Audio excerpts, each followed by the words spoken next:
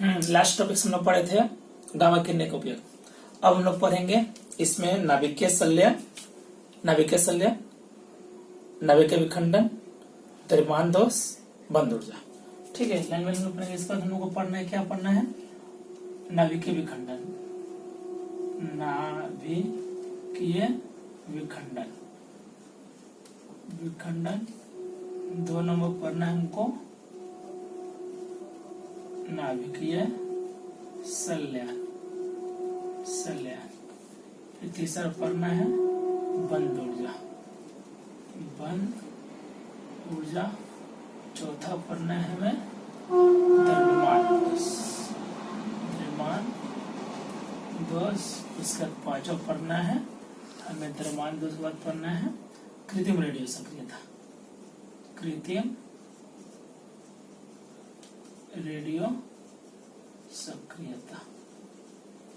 ठीक है। ये 5 टॉपिक्स पढ़ना है, इसके बाद आगे देखेंगे हम लोग को क्या करना है।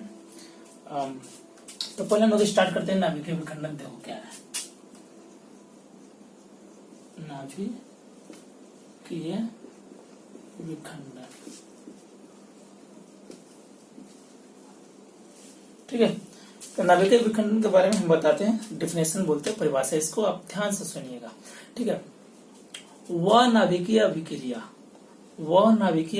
जो नाभिक में होता है, वह नाभिकीय अभिक्रिया जिसके फलस्वरूप एक भारी नाभिक विखंडित होकर टूटकर 2 हल्के नाभिकों में परिवर्तित हो जाता है, जिसे नाभिकीय विखंडन करते हैं और प्रचुर मात्रा में ऊर्जा उत्पन्न होता है। मैं फिर से बोल रहा हूँ, आप लोग ध्यान से देखिए, सुनिएगा। वह नाभिकीय अभिक्रिया जिसके फलस्वरूप एक भारी नाभिक विखंडित होकर 2 हल्के नाभिकों में परिवर्तित हो जाता है और प्रचुर मात्रा में ऊर्जा मुक्त होती है या ऊर्जा उत्पन्न होती है, जिसे क्या कहते हैं? नाभिकीय विखंडन, ठीक है। लिखते हैं परिभाषा, ध्यान दीजिएगा। वह नाभिकीय अभिक्रिया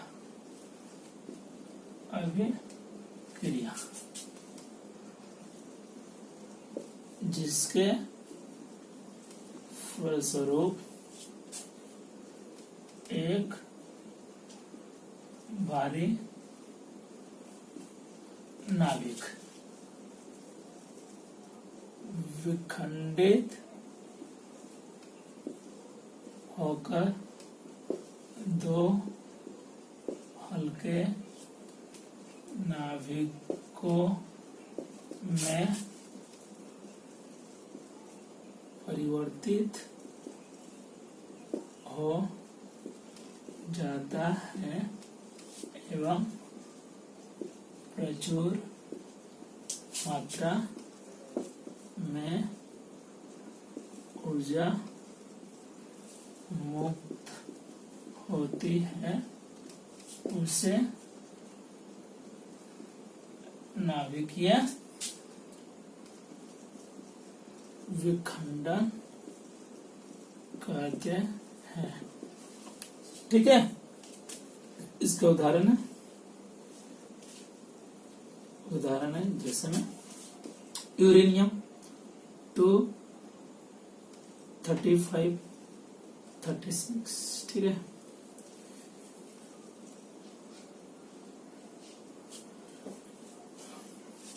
इसमें होते हैं 92 आपका 235 होता है, 0 होते हैं, ठीक है। उसके बाद बेरियम होता है 138 92, इसका द्रव्यमान संख्या है, परमाणु संख्या, ठीक है। क्रिप्टन है 35 56, उसके बाद 0 थर्मल और प्रचुर मात्रा में ऊर्जा। अब कौन बनेगी 235 से 36, ये देखिए ये होता है यहाँ पर 95 होता है, सॉरी, ठीक है। काउंट कीजिएगा तो टोटल हो जाएगा। इधर में देखिए 92 है, 92 है ना, तो यहाँ पर होगा आपका 56 होगा, यहाँ पर 36, ठीक है। पूरा बैलेंस है, आधार पर 13 36, ठीक है। तो इसको आप लोग याद कर लीजिएगा, देख लीजिए, कर लीजिए, क्लियर समझ में आया तो मिटाते हैं इसको।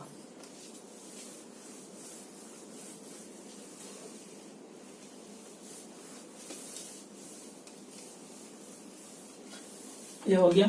इसका दूसरा में पढ़ेंगे नाभिकीय संलयन, नाभिकीय संलयन, ठीक है। इसका परिभाषा भी आसान है, ठीक है। तो इसका परिभाषा भी ध्यान से सुनेगा।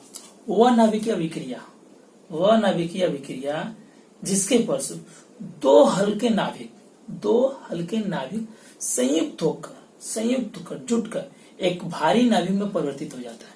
दो हल्के नाभिक संयुक्त होकर एक भारी नाभिक में परिवर्तित हो जाता है, जिसे नाभिकीय संलयन कहते हैं, ठीक है। तो इसको भी हम लोग लिखते हैं, वह नाभिकीय अभिक्रिया जिसके फलस्वरूप दो हल्के नाभिक संयुक्त मतलब जुटकर एक संयुक्त होकर एक भारी नाभिक में परिवर्तित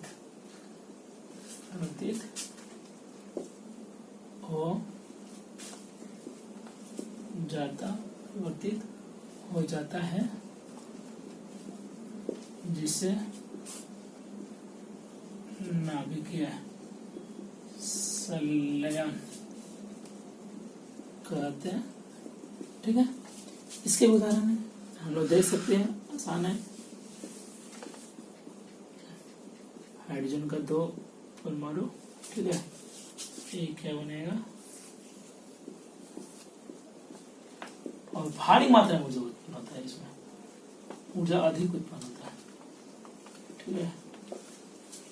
ये हो गया, इसको आराम से करिएगा। वह नाभिकीय अभिक्रिया जिसके फलस्वरूप दो हल्के नाभिक संयुक्त होकर एक भारी नाभिक में परिवर्तित हो जाता है, जिसे नाभिकीय संलयन कहते हैं। एक एग्जाम्पल है, तो वाइडन का बनाना करके ये बना लिया, ठीक है। देखिए 2 2 4 3 1 4, एक दरमान से रहता है 1 1 2 और 1 2। तो इसको भी कर लीजिएगा, बहुत ईजी है, इसको आराम से याद कर लीजिए।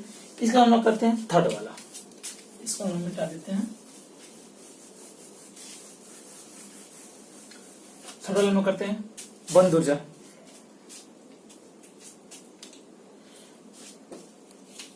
बंद ऊर्जा का देते हैं हेडिंग,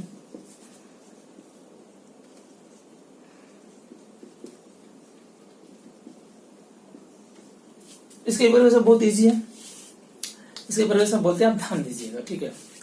किसी भी तत्व के परमाणु में उपस्थित प्रोटॉन और न्यूट्रॉन, किसी भी तत्व के परमाणु के केंद्र में उपस्थित प्रोटॉन और न्यूट्रॉन रहते हैं, जिसे न्यूक्लियन कहते हैं, या एक दूसरे से अधिक ऊर्जा द्वारा बंधे रहते हैं। एक दूसरे से अधिक ऊर्जा द्वारा जिस ऊर्जा द्वारा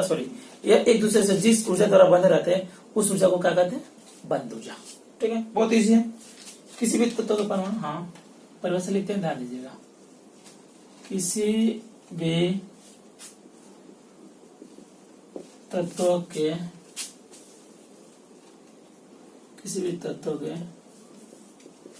परमाणु में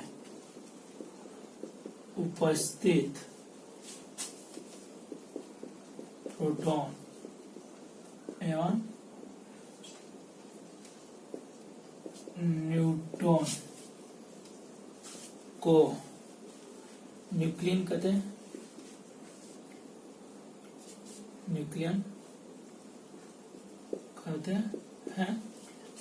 कहते हैं और या एक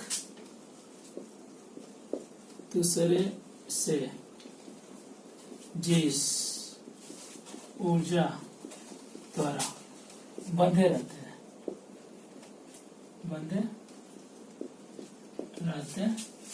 हैं उसे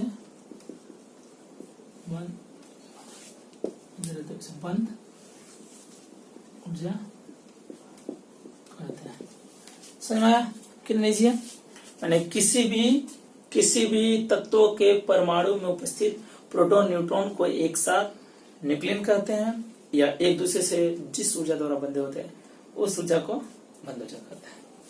ओके, अब लीजिए इसके बाद है हम लोगों का,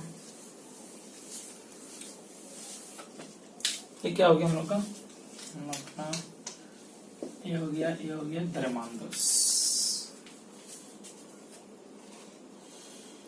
द्रव्यमान दोष इसको हम लोग करते हैं द्रव्यमान दोष।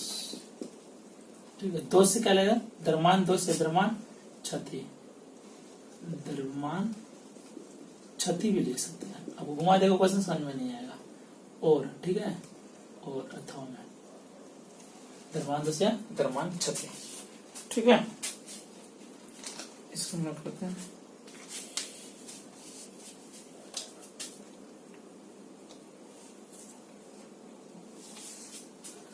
द्रव्यमान दोष इसका हम लोग क्या पढ़ते हैं, द्रव्यमान दोष या द्रव्यमान क्षति। इसका परिभाषा ध्यान से सुनिएगा। अगर ध्यानपूर्वक गणना किया जाए तो पता चलता है कि किसी भी नाभिक का द्रव्यमान उसके अलग अलग अवयवों के कुल द्रव्यमान से कुछ कम होता है। मतलब जो ओरिजिनल नाभिक का द्रव्यमान है उसका अगर अलग अलग अवयवों को अलग करके जो उसका वेट किया जाए, माने द्रव्यमान पता किया जाए, तो पता चलता है कि अलग अलग का जो कुल आएगा उसका रियल से कुछ ज्यादा होता है, माने नाभिक को अलग कम होता है। तो ये जो कमी होता है इसी कमी को हम कहते हैं रेडियो द्रव्यमान दोष। ठीक है, क्या प्रकार से बोले, अगर ध्यान पूर्वक गणना किया जाए तो पता चलता है कि किसी भी नाभिक का द्रव्यमान उसके अलग अलग अवयवों के कुल योग के द्रव्यमान से कुछ कम है। इसी कमी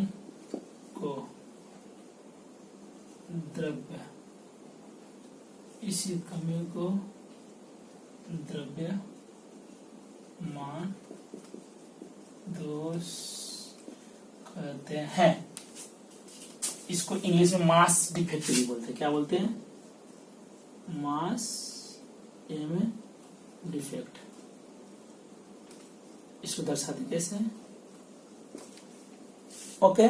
क्या बोले कि अगर ध्यानपूर्वक गणना किया जाए तो पता चलता है कि किसी भी नाभिक का द्रव्यमान उसके अलग अलग अवयवों के कुल वियोग के द्रव्यमान से कुछ कम होते हैं। इसी कमी को द्रव्यमान दोष कहते हैं। ओके, समझना कि द्रव्यमान दोष क्या है। द्रव्यमान मात्रा बैठाते हैं, हो गया। ओके, द्रव्यमान दोष भी हो गया हम लोग का।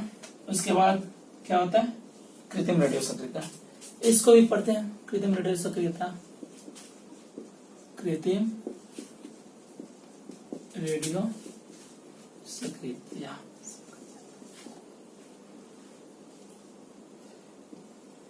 कृत्रिम रेडियो सक्रियता क्या है। कृत्रिम मतलब अपने से बनाया हुआ, यस, कृत्रिम मतलब अपने से बनाया हुआ। ठीक है, तो इसके बारे में हम लोग पढ़ते हैं। क्यूरी और जोलियट ने, क्यूरी और जोलियट दो साइंटिस्ट थे। क्यूरी और जोलियट ने सर्वप्रथम देखा कि उच्च ऊर्जा वाले, जिसको ऊर्जा ज्यादा, उच्च ऊर्जा वाले कणों के आघात से साधारण तत्वों के नाभिक को भी रेडियो सक्रिय बनाया जा सकता है। और इस प्रकार साधारण तत्वों को रेडियो सक्रिय तत्व में बनाने की क्रिया को कृत्रिम रेडियो सक्रियता कहते हैं। ठीक है, ये दो साइंटिस्ट थे जिन्होंने डिस्कवर करे। नाम क्या है, क्यूरी और जोलियट। क्यूरी एवं जूलियट ने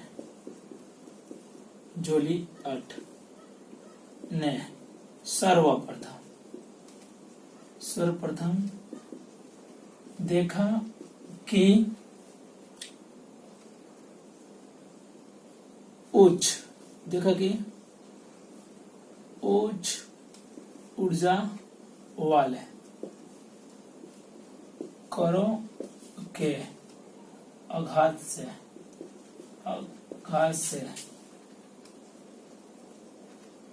साधारण तत्वों के नाभिक को भी रेडियो सक्रिय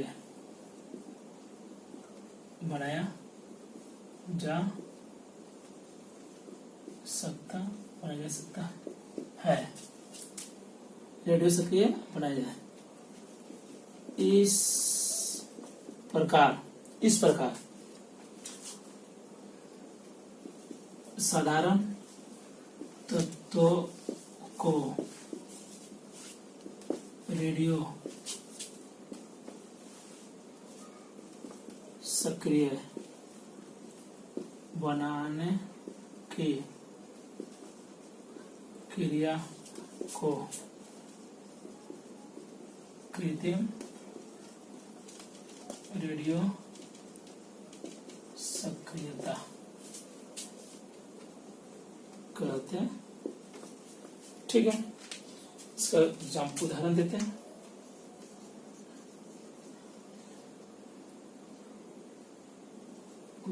ठीक है, इसमें एल्युमिनियम साधारण तत्व है, इसका मास सम इतना है, देन ये है। ठीक है, इसमें आघात करेंगे अल्फा कितने का आघात करेंगे, अल्फा जिसका मान कितना बराबर है, हीलियम के बराबर होता है ना, करेंगे। एक इसमें फास्फोरस 15। ठीक है, इसमें बदला सकते अगर कुछ ऊर्जा भी निकलेगा, रेडियो सक्रिय तत्व है ना, इसका उपयोग कर लेंगे हम लोग। उपयोग भी हो गया। क्यूरी जूलियट ने सर्वप्रथम देखा कि उच्च ऊर्जा वाले कणों का आघात से साधारण तत्वों के नाभिक को भी रेडियो सक्रिय बनाया जा सकता है, और इस प्रकार साधारण तत्वों को रेडियो सक्रिय बनाने की क्रिया को कृत्रिम रेडियो सक्रिय, ये अपने हाथ से किया गया। ठीक है, तो कर लीजिए। ओके, उपयोग, इसी का उपयोग कृत्रिम रेडियो सक्रियता का उपयोग। ठीक है, उपयोग देखोगे उसके बाद हम लोग करते हैं। ठीक है, इसका उपयोग होता है दो जगह होते हैं। एक रोगों के उपचार में, ठीक है, रोगों के उपचार में किए जाते हैं, रोगों के उपचार में। ठीक है, 1 नंबर। 2 नंबर जीवित कोशिकाओं में, जीवित कोशिकाओं के मौलिक तत्वों को पता लगाने में किया जाता है। मौलिक में क्या क्या वो है, उसके अंदर कौन कौन सा तत्व उसके निर्माण किया जाता है। ठीक है, इसे कर लोगे। और उसके बाद हम लोग बहुत सारे शॉर्ट क्वेश्चन पढ़ सकते हैं, जैसे कि आ सकता है कि नाभिकीय संलयन, परमाणु बम, छोटे छोटे क्वेश्चन बताते हैं जो याद कीजिएगा। परमाणु बम किसके सिद्धांत पर आधारित है, तो नाभिकीय विखंडन। हाइड्रोजन बम किसके सिद्धांत पर आधारित है, तो नाभिकीय संलयन। ठीक है, तो पूछा रेडियो सक्रियता किस प्रकार की क्रिया है, रेडियो सक्रियता एक नाभिकीय विक्रिया है, क्योंकि नाभिक का विखंडन होता है, नाभिक से निकलता है। छोटे छोटे क्वेश्चन है, नाभिकीय विक्रिया है, ये आप कर सकते हैं। उसके बाद ये आ सकते हैं, छोटे छोटे क्वेश्चन आएगा। एसआई यूनिट क्या है, रेडियो सक्रियता की, क्यूरी है। सीजीएस यूनिट क्या है, पता नहीं तो वहां पे सीजीएस यूनिट क्या है, सीजीएस तो बेक्वेरल है, सीजीएस इकाई, एक कर लीजिएगा। छोटे छोटे क्वेश्चन है। इसका बहुत सा क्वेश्चन है कि गामा किरणें का अगर मनुष्य पर आघात किया जाए तो क्या होगा, गामा किरणें का भेदन सबसे अधिक होता है, अगर इसका मनुष्य पे आघात किया जाएगा तो मनुष्य कोशिका को नष्ट कर देगा, इसलिए उसको शरीर के लिए नुकसान है। ओवरऑल ये हो गया, इतना पढ़ने से मोटा मोटी नंबर आ जाएगा। इसमें बहुत सारा शॉर्ट क्वेश्चन है, उसका हम लोग नेक्स्ट वीडियो में शुरू करेंगे। ठीक है, इतना टाटा बाय बाय, मिलते हैं नेक्स्ट वीडियो में।